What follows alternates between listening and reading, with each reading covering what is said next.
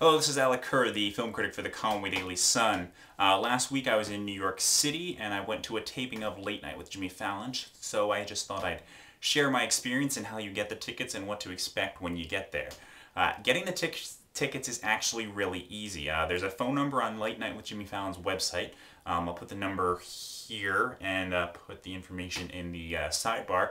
And it's best if you have a specific date in mind that you want to see the show, because they book reservations several weeks in advance.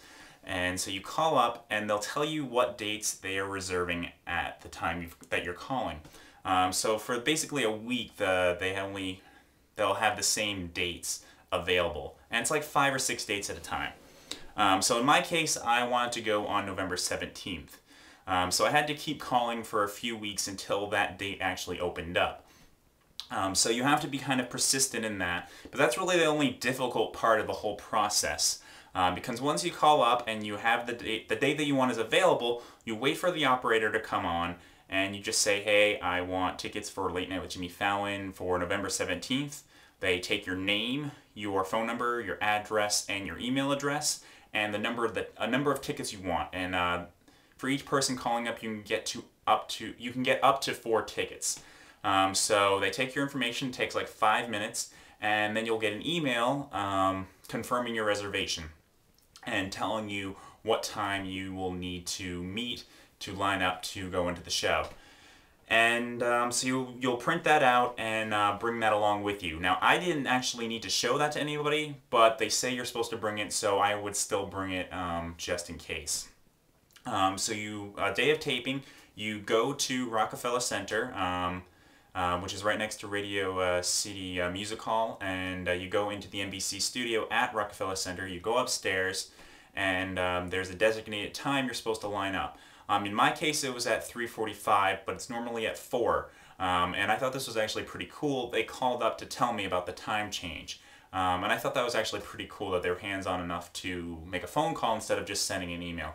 And granted, it was just probably like a temp or something. It wasn't Jimmy Fallon himself, but still, the hands-on approach really impressed me, and I thought that was pretty cool. They're very strict about the lineup time. I was there with a friend, and we were kind of just we wanted to get there early because in the fine print it says that your reservation or your ticket does not secure you a seat, which really kind of seems kind of pointless. I kind of felt like I was Seinfeld, like, what's the deal with having a ticket if you don't get your seat, kind of thing. But so I wanted to make sure I absolutely got my seat. So I made sure to get there really early. I checked in early, which is probably a good idea because it is first come, first serve. But they wouldn't let me line up until that designated time. In fact, the woman there waiting kept telling me and the friend I was with to keep walking around the building. They wouldn't even let us walk around in that general vicinity. They kept telling us to go away. Time came. And we were there at 3:45 in like 30 seconds, and there was already like a mob of people. I'm like, where did these people come from? What the hell? But anyway, on your ticket they will write in either a number or a letter, and then they will take you off somewhere, and they separate the numbers and the letters, and they put you in order. They alphabetize the letters, and then they put the numbers in order.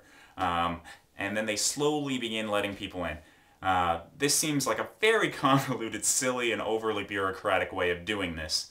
But whatever, you put up with it, it's a free show, and then so after you go through all this crap, you finally get let in, and you sit down, and you just wait for the show to start. The director will come out, he does a little spiel, tells a few funny jokes, then the Roots come out, and they play a set that's like 15 or 20 minutes long before the show actually starts. And that's actually really, really great. It's basically, you get a free little mini concert.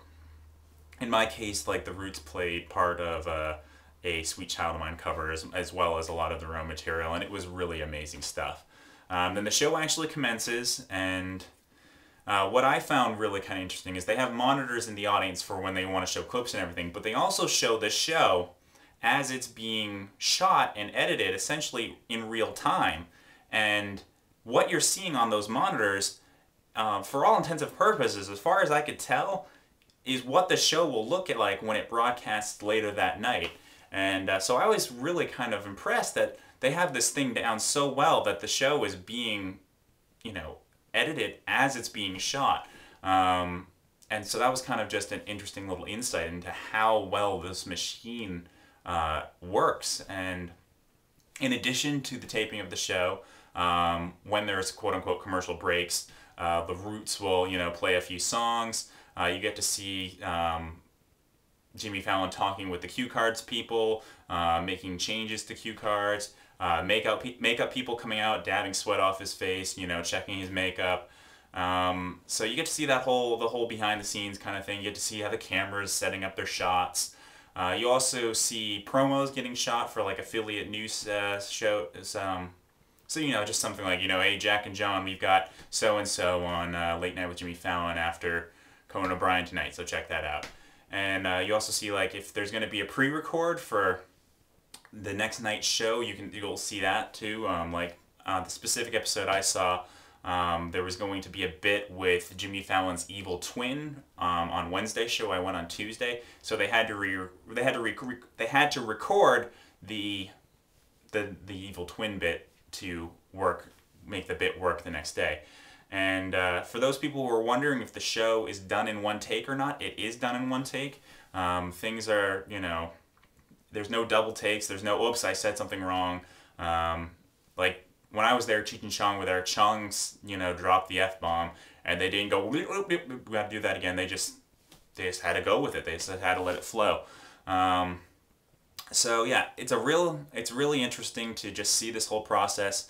If you're a fan of Late Night with Jimmy Fallon and of Jimmy Fallon, you'll probably certainly appreciate it more than someone who isn't. But even if you aren't a huge fan, it's just kind of cool to see the whole process. And I recommend checking it out. I mean, I'm definitely going to try to go again. Unfortunately, you can only go every 6 months, so I guess I'm going to have to wait until, April or so. But I'll definitely do, next time I'm, next time in New York will probably be in another 6 months. So that works for me. Anyway, this is Alec, and keep watching.